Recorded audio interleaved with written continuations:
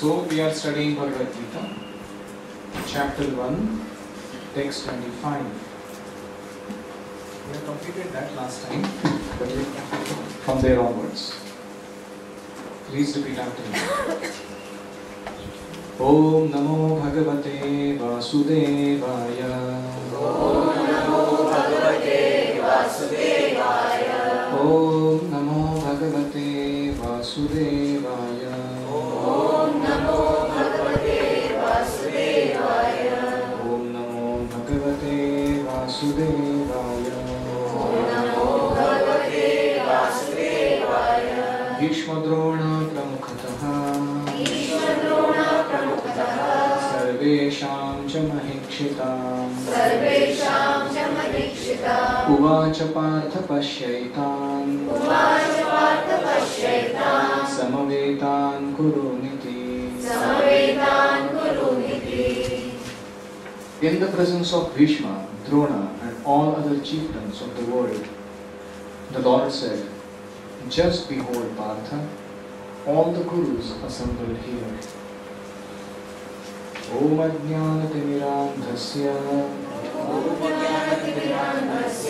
Jnananjana Shalakaya Chakshurunmilitam Yena Tasmai Shri Gurave Namaha. Jai Shri Krishna Chaitanya Prabhu Nityananda Shri Advaita Gadadhara Shri Vasadi Gaura Bhakta Vrinda. Hare Krishna Krishna Krishna Krishna Hare Hare Krishna Hare Hare. Hare Rama Hare Rama Hare Rama Hare Rama. Rama Rama Hare Hare Rama Rama Hare Hare.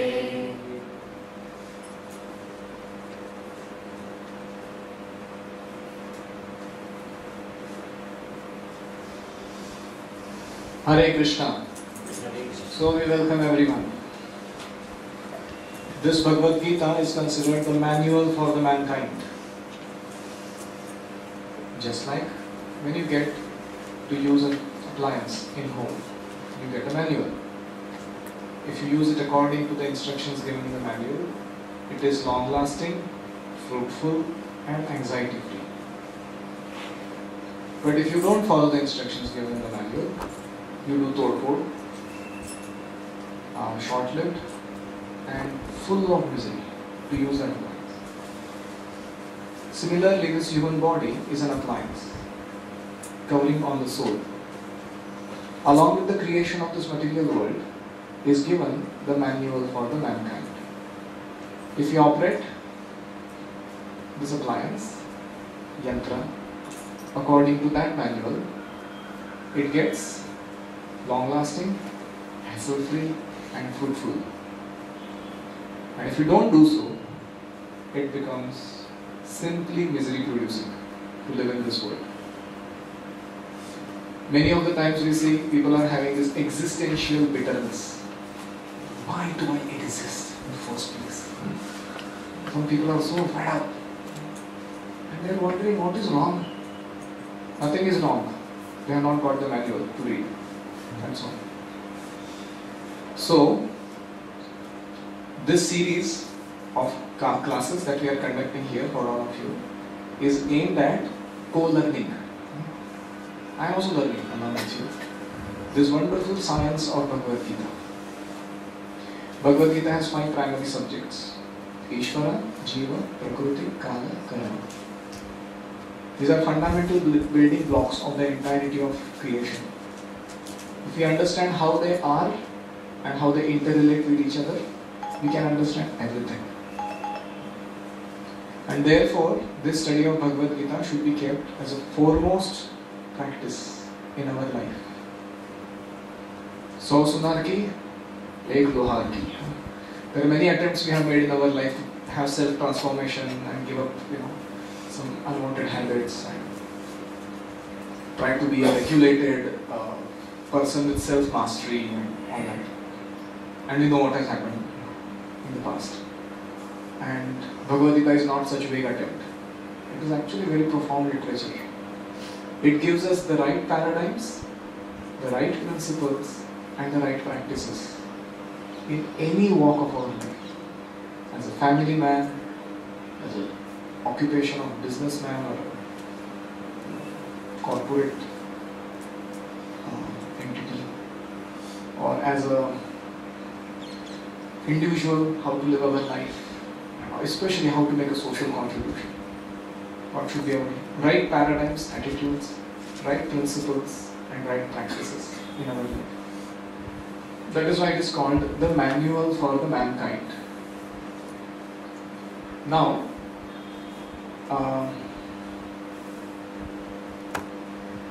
we have studied till now that this first chapter of Bhagavad Gita is the most important chapter because it talks about the problem definition. What is our exact problem? We all have only one problem. Other problems that we are experiencing are simply corollaries of this one problem. And that problem is called Dehatma Buddhi. Dehatma Buddhi means Deha ko Atma Manu. To think I am this body. That kind of Buddhi is called Dehatma Buddhi. We have got fundamentally wrong identification of ourselves. 99.99% population of this world thinks that they are their body. They do not know that they are not human beings having a spiritual experience. They are spiritual beings having a human experience. And this identity of who am I, when that goes wrong, then everything goes wrong in life. Just like we gave the example of the lady who was caring for the cage of the parrot by decorating it very nicely, but she was forgetting to feed the parrot inside. Does that serve the purpose of the parrot in the cage? Similarly, if you go to any shopping mall, how many objects are there to pamper our body? For eyelashes, for nails, for teeth, for lips, for skin, for I don't know what. There are unlimited objects. Where is one object in the shopping mall that deals with your soul? That nourishes, nurtures, enlivens, engladdens your soul. Who you are. And this imbalance of who we actually are and what we are actually pursuing in our life is the cause of anxiety and unhappiness. So Bhagavad Gita goes to the root of the problem. It tells us you are not this body, you are spirit soul. Spirit soul is part and parcel of the Supreme Lord and has all the characteristics of the Supreme Lord. He is eternal, he is full of bliss and is full of knowledge. At the same time, the soul is not God. He is a part and parcel of God, Amsha. And the duty of Amsha is to serve the Purna. Just like my hand is part of my body, when the hand is nicely cooperating with the rest of the body and serves it, the hand becomes happy. So Amsha is meant to serve the Purna. Part and parcel is meant to serve the complete whole. That is our constitutional position. If we are doing anything against this constitutional position, we can never become happy.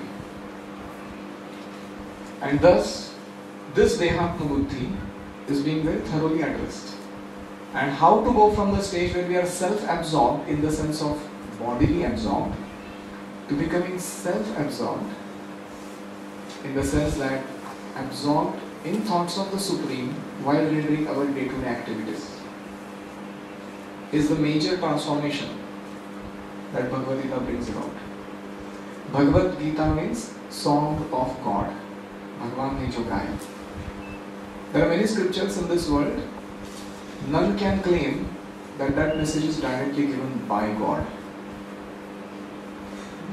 Somebody heard someone else speaking something, some message was that time not written down properly, and 500 years later with a lot of confusion, so they compiled it together. That's how majority of the scriptures are formed in this world. But Bhagavad Gita is not like that. It's straight from the mouth of the Supreme Lord. everything about himself and the creation and our role in it. And thus Bhagavad-Gītā forms a very, very unique position amongst all the available manuals for the mankind. So we have studied that this first chapter has got 4 sections, and you are going to do that action between that once again. Preparations for war. Preparations for war. Signs of victory. Krishna as Bhakta Vatsala. And Arjuna's doubts. Okay. So those are the 4 sections in the first chapter. So we have studied preparations for war. Duryodhan, blah blah Duryodhan. Person who doesn't follow, one who puts pleasures before principles. One who is bad at fighting the war of life. Duryodhan. One who puts pleasures before principles. He wants to go for first pleasures. Hell with principles. He is going to be always disturbed and lacking confidence in his life. And that's what we see in the beginning, what Duryodhan is doing. Trying to be politically maneuvering and correct. Full of misery and stress. On the contrary, we see Pandavas. They are fearless, super confident of their whatever outcome of this war. Why? Because they put principles before pleasures. Yudhishthira, one who is always steady in the battle of life by following the principles. That's Yudhishthira. Dharmaraj, one who follows dharma, principles. So that is why, if we want to have first transformation that we experience in our life, we have to go from pleasure-centeredness to principle-centeredness in our life. Then we saw signs of victory on the side of Pandavas. There is Hanuman sitting on the flag of Arjuna. The chariot is also celestial. The conches, when they are blown, it shatters the hearts of the Kauravas, but nothing happens to the opposite side. We also saw that Madhava, the husband of goddess Lakshmi, is sitting in the chariot of Arjuna. How can there be any misfortune for Arjuna when the husband of goddess of fortune is sitting with him? And so on and so forth. The signs of victory. Pandavas are going to win. It's settled. Then the third section that we studied last time was Krishna as Bhakta Vatsala. How does Bhagavad-Gītā introduce the concept of the Supreme Lord? Most of the religions talk about wrath of God, power of God, and if you don't follow the laws of God, you become chutney. You know, that kind of description of God. Kind of terror-striking descriptions. Bhagavad-Gītā introduces Madhavaha Pandavaschaiva, Senayor Ubhayor Madhye. In the midst of that battle, there are these 2 beautiful personalities, Krishna and Arjuna. And what is Krishna doing? He is driving the chariot of his devotee. That's quite an interesting concept to introduce. God becomes servant of his devotees. He doesn't delight in godhood. He delights in servanthood. He is the master of everyone, but he is the best servant leader. And that is another interesting concept about God that can put us at ease with God, that he is not a tyrannical surrender kind of personality, but is a very loving person who loves to give, share, serve and rejoice life together with his associates. Interesting to introduce that as a concept. Bhakta Vatsala means one who is very caring and loving towards his devotees. Krishna. So this is what we studied till now. And last time we studied this verse before we concluded. When Arjuna told Krishna, Senayor Ubhayor Madhye Ratham Sthapayame Achyuta, please take my chariot in the midst of these armies. Krishna very obediently.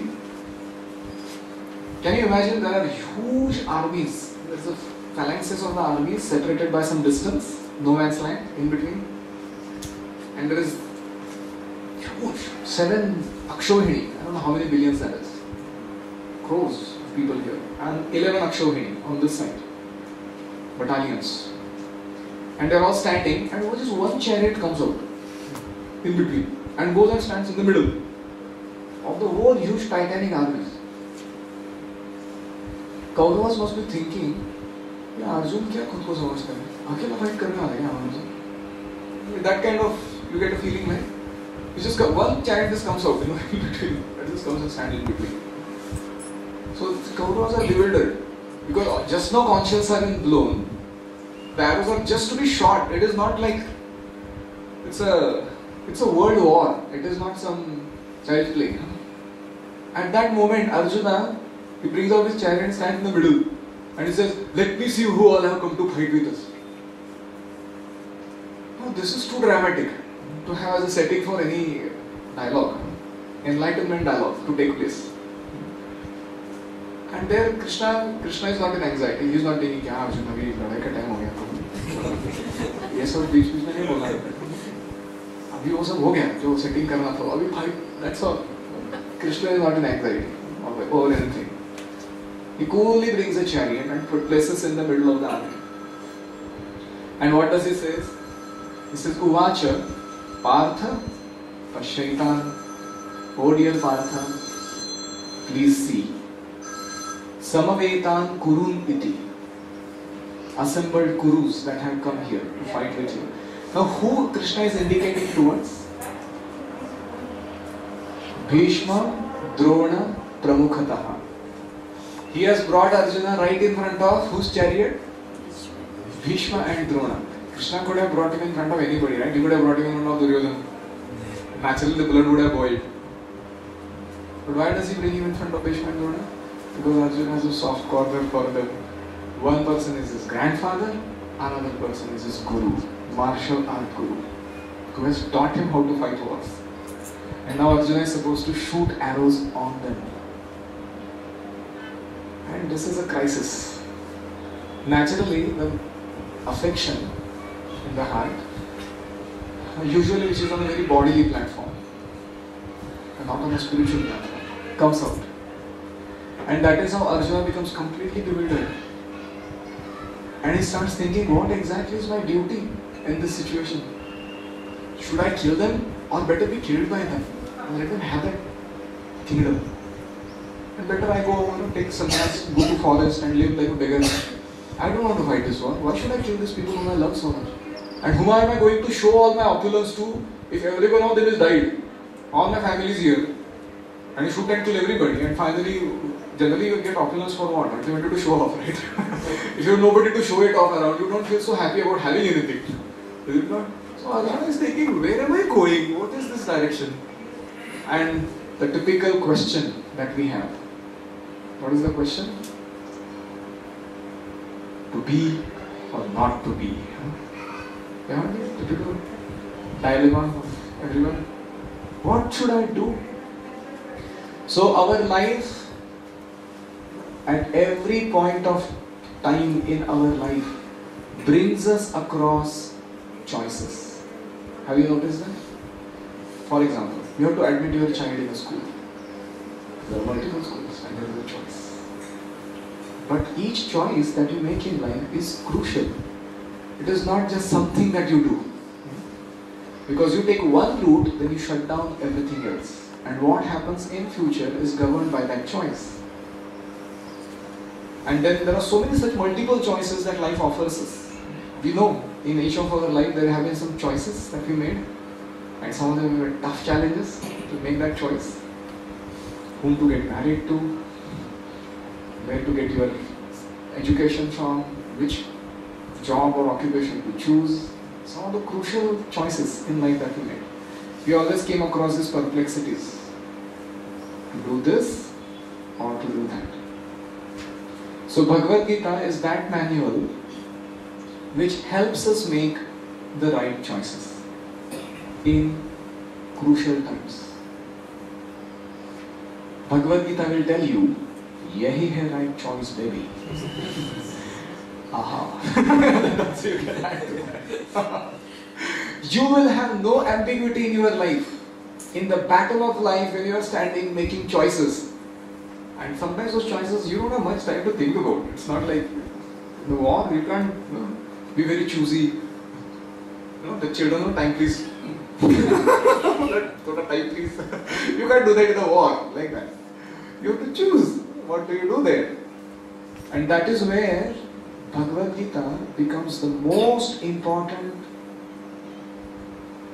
tool that helps you make the right choice in life, for which you never have to regret.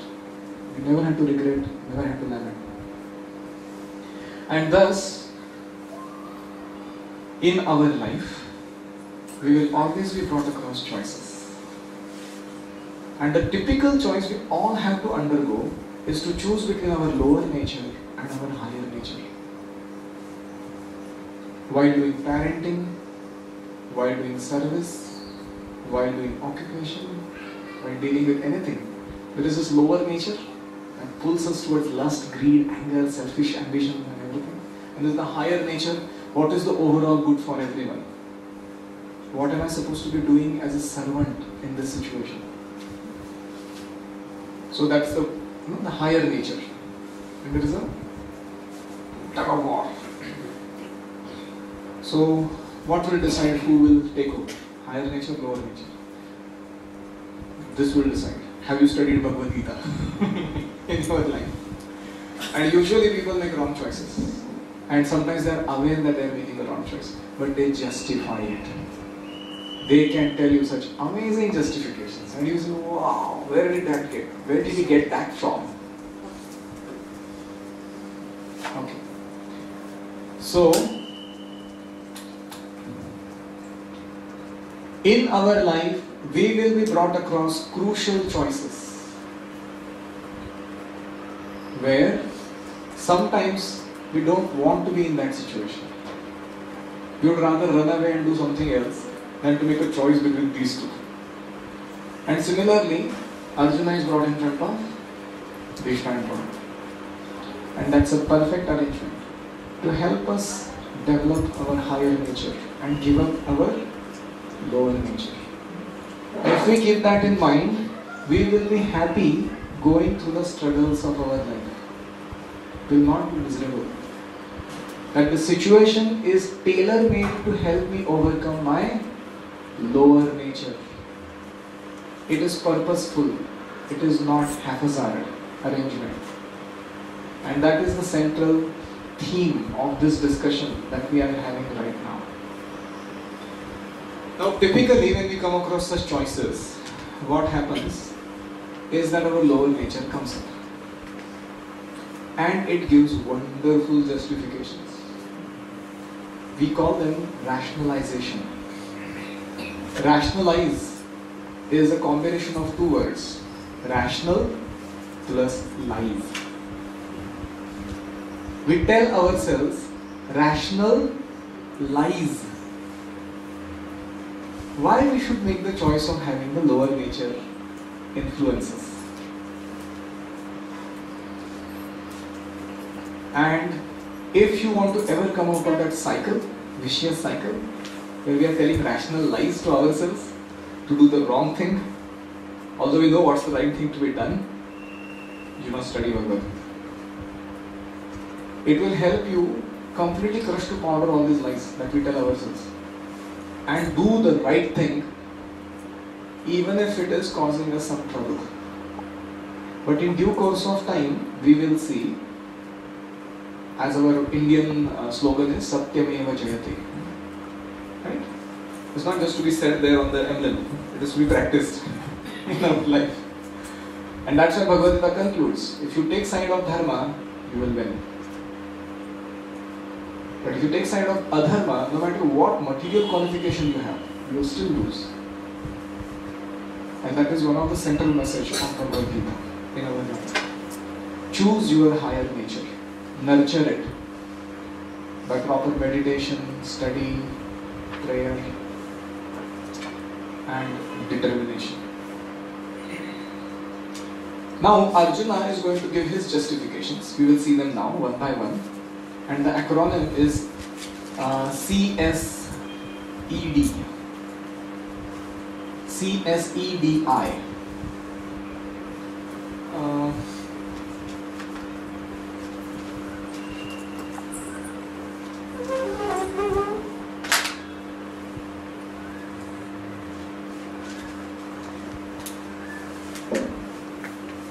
C stands for compassion on bodily platform.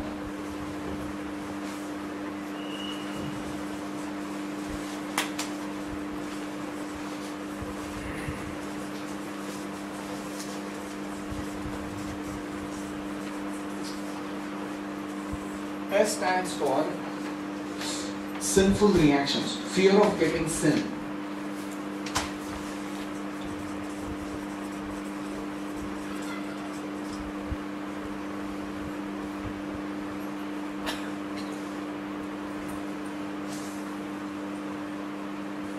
E stands for fear of losing my enjoyment.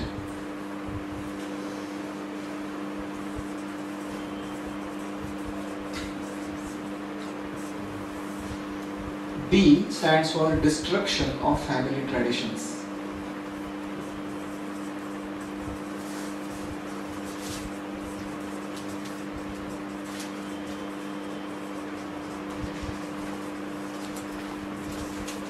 So these 4 reasons come in the first chapter, and the 5th reason will appear in the second chapter beginning. I stands for indecision.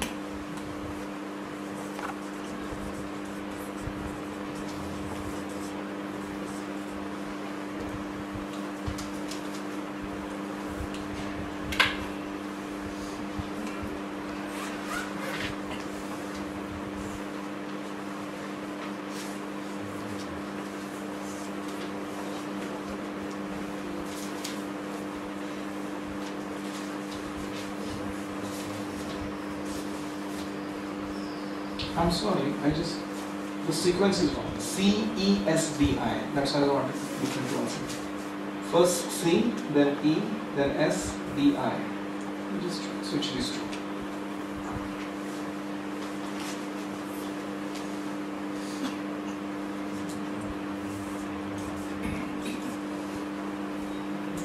Okay, let's study. Arjuna's arguments for not fighting the war. They are rational lies. Please read translation. Text 26. Someone loudly?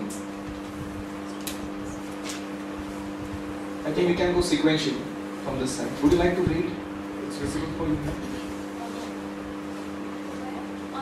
26. Text 26. There Arjuna could see, within the midst of the armies of both the parties, his father, grandfathers, teachers, maternal uncles, brothers, sons, grandsons, friends, and also his father-in-law and well-wishers. Who is remaining to be seen? Huh? No.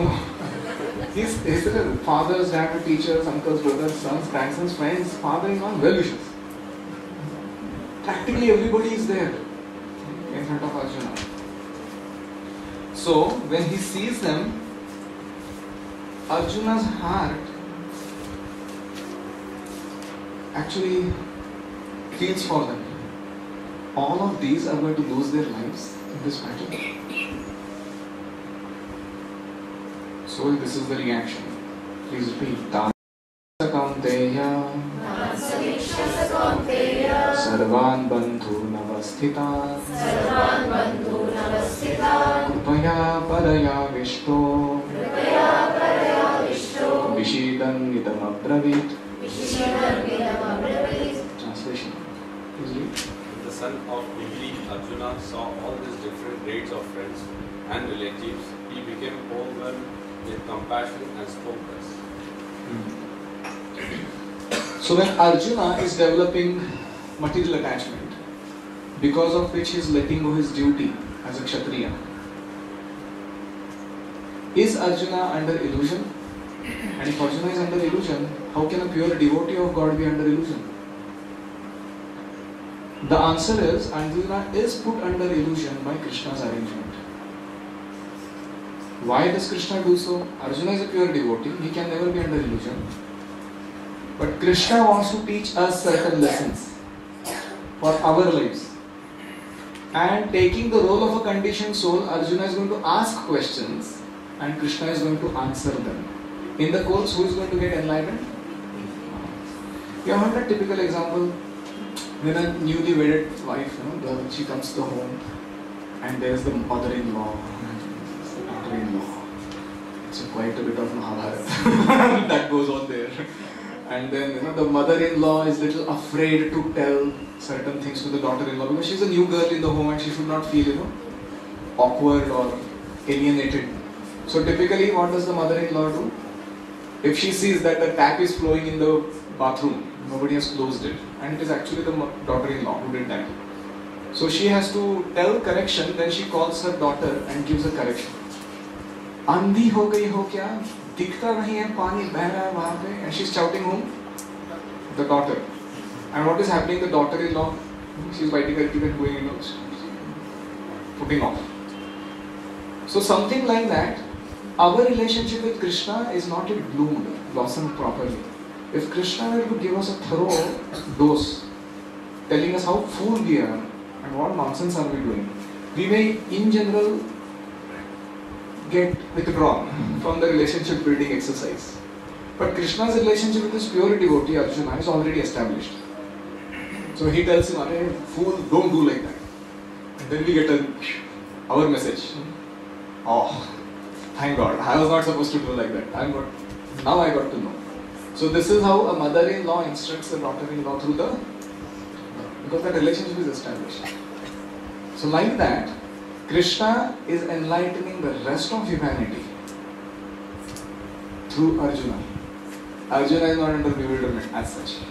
But that's as I told you, there is a transcendental roadshow party. Krishna and Arjuna, they go and do their drama in every universe. That's what is happening here. So, Arjuna's first reason in text 28. Arjuna uvacha Dushpremam swajanam Krishna Yuyutsum samupasthitam Sidanti mama gatrani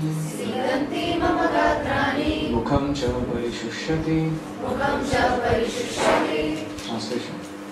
Arjuna said, "My dear Krishna, seeing my friends and relatives present before me in such a fighting spirit, I feel the limbs of my body quivering and my mouth drying." So the first reason is compassion. Not on the spiritual platform, but on the bodily platform. How can I destroy these people's bodies? So, we can see typically Arjuna is a very soft-hearted, compassionate, and you will eventually see he's a logical, he knows Shastras, he quotes Shastras to make his case stronger. I should not fight this war. And he's a very cultured and intelligent person who is putting forth these arguments. He's not a fool. And whatever arguments he puts up are very, very logical. Still they are wrong. We will see how later. So,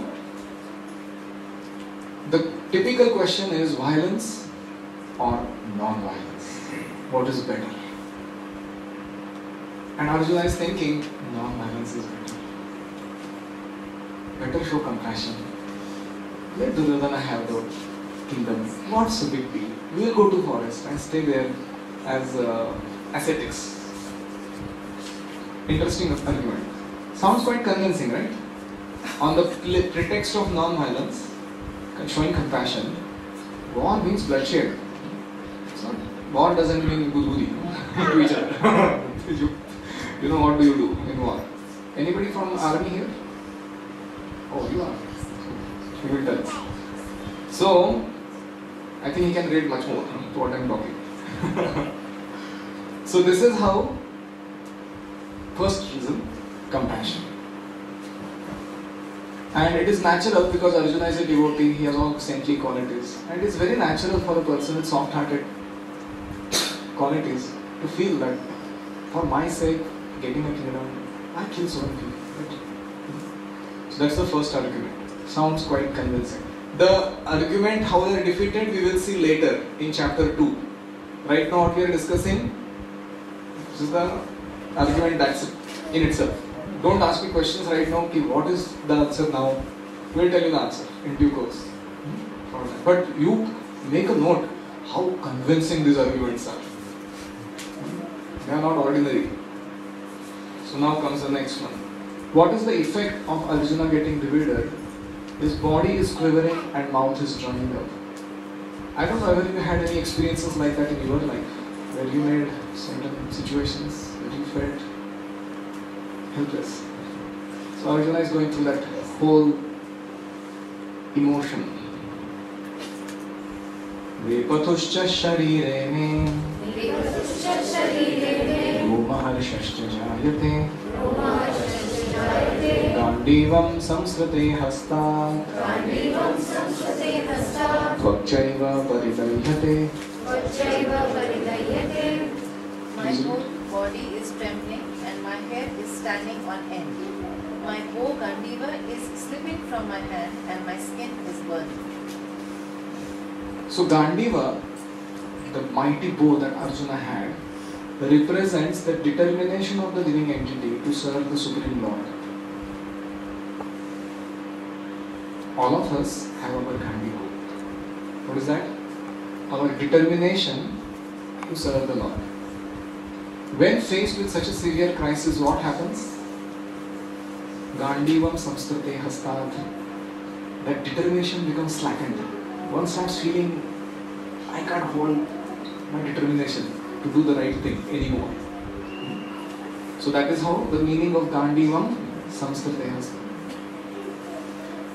So this is how, through compassion, Arjuna is overwhelmed and he is experiencing tremendous emotional crisis, stress. Now comes argument number 2. What will happen to my enjoyment if I fight this war? I am fighting and winning for what ultimately? To enjoy. But I don't see that is going to happen in future. If all these people are killed, I am not going to enjoy. I am actually going to suffer for killing them. So various ways Arjuna builds the case. Nacha shaknomi avasthatum Ramati vachane manaha Nivittani cha pashyami Viparitani keshava. Translation. I am now unable to stand here any longer. I am forgetting myself and my mind is reeling. I see only causes of misfortune, O Krishna, killer of Keshivina. Keshava. So, Nimittani viparitani. I expect something to happen as an outcome, but I don't think that is going to happen. Ulta hone wala hai when the war is fought. So that is the first beginning of the argument of enjoyment. Prabhupada writes in the purport, due to his impatience, Arjuna was unable to stay on the battlefield and he was forgetting himself on account of his weakness of the mind. Excessive attachment for material things puts a man in such a bewildering existence.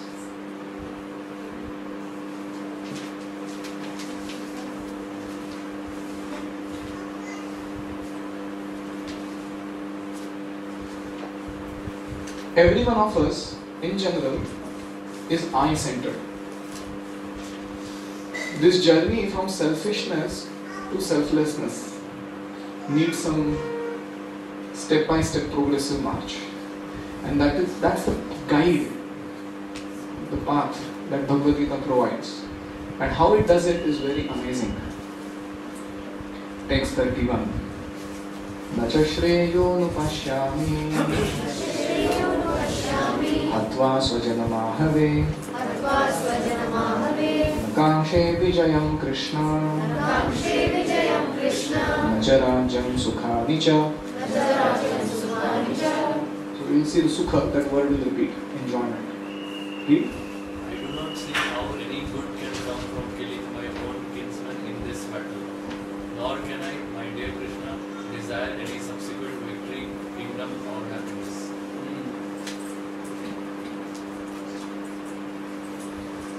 So nacha shreyaha anupashyami. I don't think any shreya, good is going to come out of this. Hatva swajanam, by killing my own people. Na kangshe vijayam. I don't want to be winner. Nacha rajyam. I don't want that kingdom. Nacha sukhani. and I don't want subsequent enjoyment also. And then he goes on, please read the translation only of the next verse. O Govinda, of what avail to us are a kingdom, happiness, or even life itself, when all those for whom we may desire them are now arrayed on this battlefield?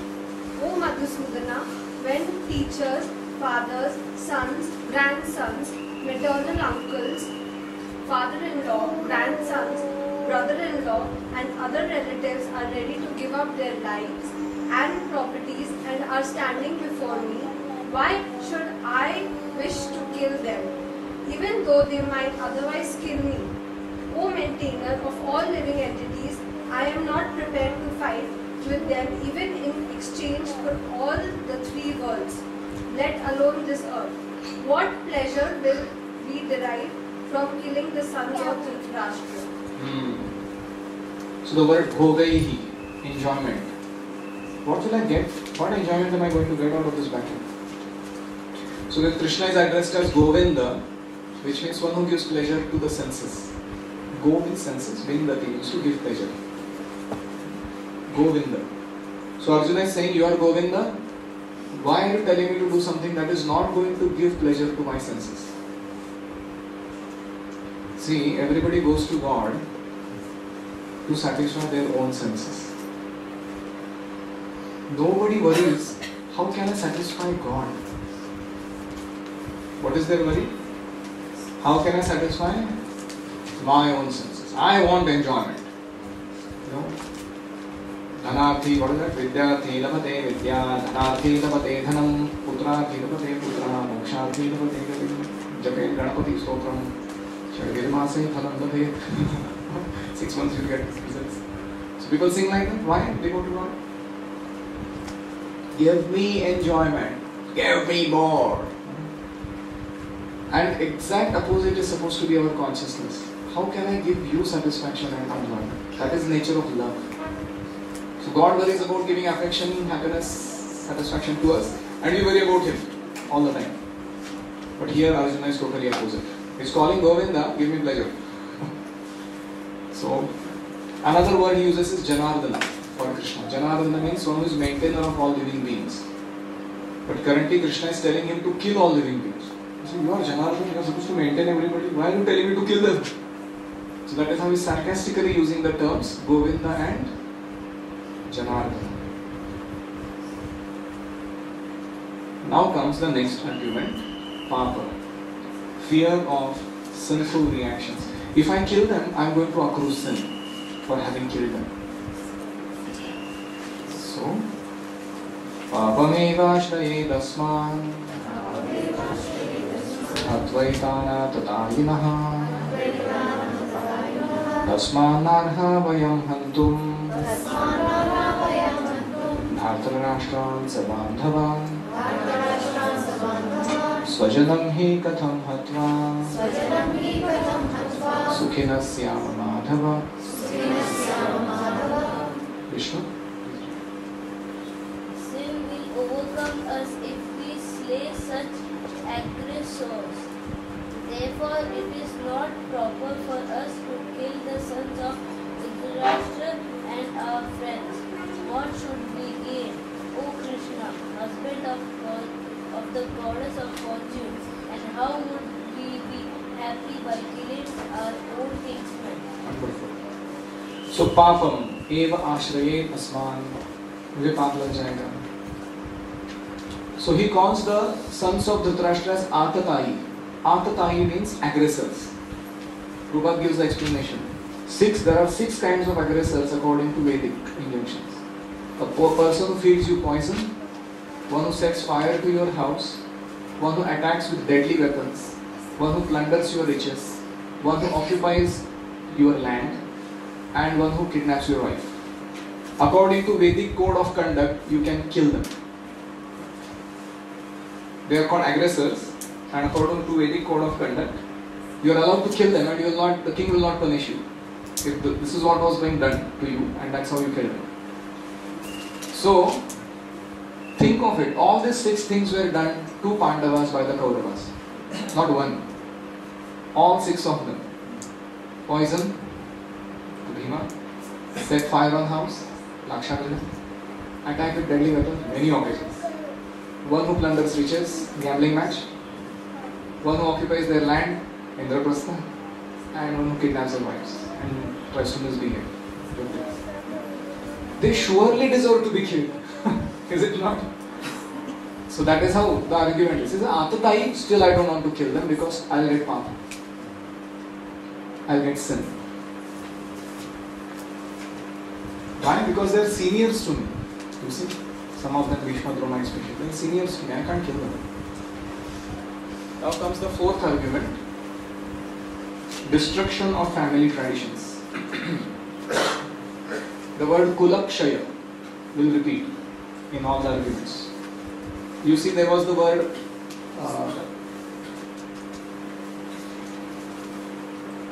Krupaya Paraya Vishtaha, compassion.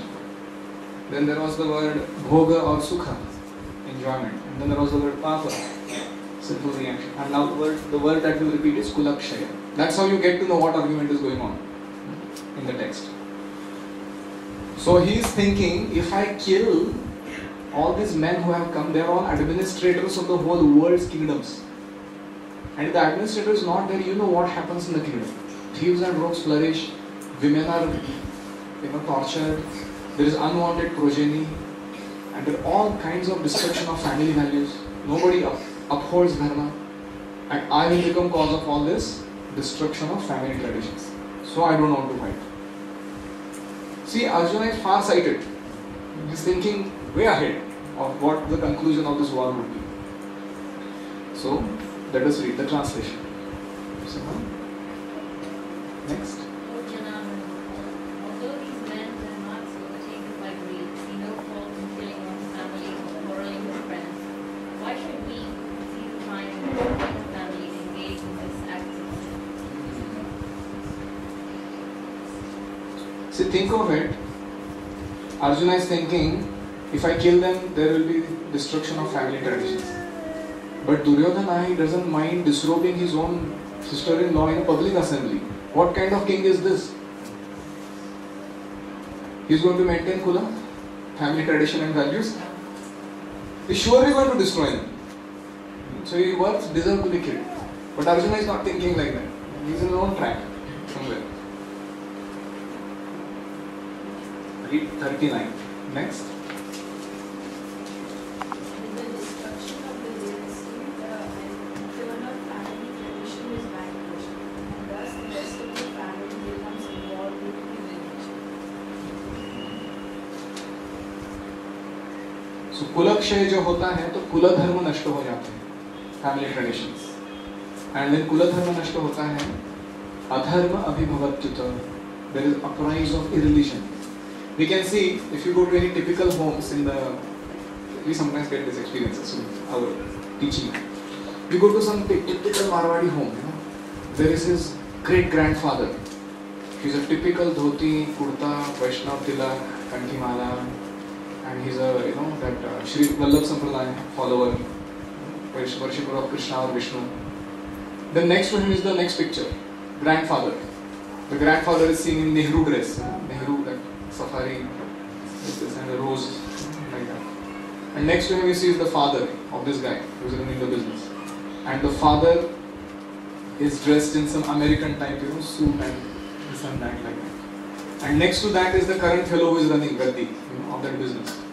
And that fellow is is wearing normal, American pant, shirt, jeans, all of this. And then he comes his son, the next would be, that fellow is wearing Bermuda, red hair. So you can clearly see destruction of family values. You understand what I'm saying? It's a graphic example of what that fellow was earlier and what is happening over the generations, little by little by little by little. And nobody is worried that such a thing is happening. So in this way, everyone becomes involved with irreligion, and they think irreligion becomes a norm. Like in modern culture, gambling, illicit sex, intoxication. This is a norm. Nobody knows anything about it. So what's wrong with you? कौन से आदिम ज़माने से आए हो तुम आदिवासी भी ये? ये सब नहीं करते तुम? So that, can you imagine how the values become destroyed? Although everybody knows these are deadly things to do, but still that becomes wrong. So Arjuna is thinking like that. I don't want to become cause of such a destruction of family values. Then further, what happens when adharma predominates in the family? Please read. When irreligion is prominent in the family of Krishna, the women of the family become polluted, and from the degradation of women or descendant of Krishna comes unwanted project. See,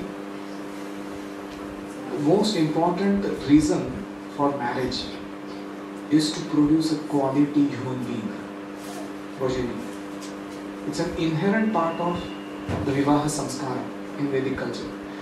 The society cannot flourish unless there are good quality children. And where do they come from? In Marathi they say, Shuddha Bija Poti, Phale Rasala Gomati. Saying like, if you have good seed, and from the good seed comes the good fruit. And from that comes good seeds, good fruit, and good seeds. It continues.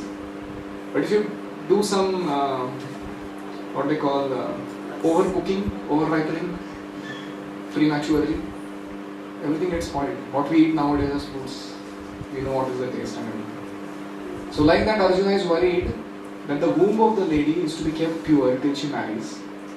The seed of the man has to be kept pure till he marries. And when they unite, it should produce a powerful hero, a Dasu leader in the society. It should not produce cats and dogs, human beings coming together. So Prabhupada would come and conduct marriages of his disciples, and he would tell them, so today you are getting married, please stay together happily in Krishna consciousness and produce nice Krishna devotees. Don't produce cats and dogs. There are enough of them and the current world is in trouble. So additional cautions. And we can see, if you go on train platforms, sometimes there is this, the scavenger boys. You have seen them? That's called unwanted progeny in the society. Even if you give them education, the seed is impure. It is born out of lust or passion. Not a very proper seed. Then what do? Using technology, they do destruction in future. Because the culture is like that. And Arjuna is thinking far off. He is going in where? He's thinking, Prabhu, युद्ध होएगा तो ये लोग मर जाएंगे, कुलक्ष है, कुलधर्म के बाद ही है. At the end of the story, women will become polluted, and then will come unwanted progeny. And the typical example of unwanted progeny, if you want to see, you should see these places where they train children to do destruction. No guidance whatsoever. What is life? Where are we supposed to go? What are we supposed to do in society? And those children have no clue. Their lives are very completely shattered in childhood itself. So that is the result of unwanted progeny. So these are some of the 4 most important reasons. And this discussion will continue for another 6-7 verses, which we will take in the next class. Any comments or questions? Yes. You talked about the lower nature and the higher nature. Sometimes when we make a decision, it's like we don't realize that the decision is coming from the lower nature or the higher nature. So how should we analyze? First of all, we should be very fixed in our sadhana. Generally, if you have to make a major decision in our life, we should not make it unless and until we have really chanted our good rounds and we have gone and prayed to the deity in that home or in the temple, and without having consulted some superiors who are far sighted than us. Their consciousness is much more pure, so their outlook, their vision is far more purer and clutter free than ours. So these 3 things: strong sadhana, prayerful approach, and seeking or consult superiors. Seek advice. They are our saving grace. Otherwise, we generally act impetuously. At the moment, we just flick off the moment we take a decision. हम बाद में पछताते रहते हैं जिंदगी में क्यों ऐसे क्या कर दिया मैंने. So that is how we should take care of that. But we don't major decisions at least, or every small thing we don't have to go and do all that. But in general, one time this was an interesting question. Radhesham Guru asked Radhanath Maharaj, "I'm staying far from you, and I'm taking care of so many devotees and their spiritual lives and their engagements. How do I know what I'm telling them is what you want me to tell them, or what Krishna wants them to do? How can I know that?" Maharaj gave such a brilliant answer. To the degree you follow the smallest of instructions that I have given you in your life very sincerely, you will be able to follow the bigger things properly. So it is not just that suddenly at the spur of moment you can do anything proper. It requires a lot of background preparation. And you have to prepare like this. Just like in army, you suddenly don't start hitting the bullseye. इतना shooting practice करना पड़ता है उसके लिए. सुबह सुबह उठ के उसका परेड रहता है. You see these people सुबह 4 बजे उठ के चालू होते हैं. You may wonder इतना क्या है भाई, सो जाओ थोड़ा. अभी युद्ध तो नहीं हो रहा है, कोई अटैक तो नहीं किया अभी हमारे ऊपर, तो क्यों इतना सब कर रहे हो? They will tell you, भैया, the more you sweat in peace, the less you bleed in war. You heard that? This is army. So अभी हमारा जो जीवन है नॉर्मल चल रहा है. अभी तो मेजर क्राइसिस कुछ नहीं आया, डिजीज नहीं आया, ओल्ड एज, डेथ, ऐसा कुछ नहीं हो रहा. If you now sweat in peace, which means you do diligent sadhana, then when the actual challenges will come in your life, you'll face them very coolly. But if you don't prepare now, and when they come, clean bolt, it's a clean bolt, you'll be completely off from track. So that is why we have to practice very nicely. Thank you. That was a very nice question. Srimad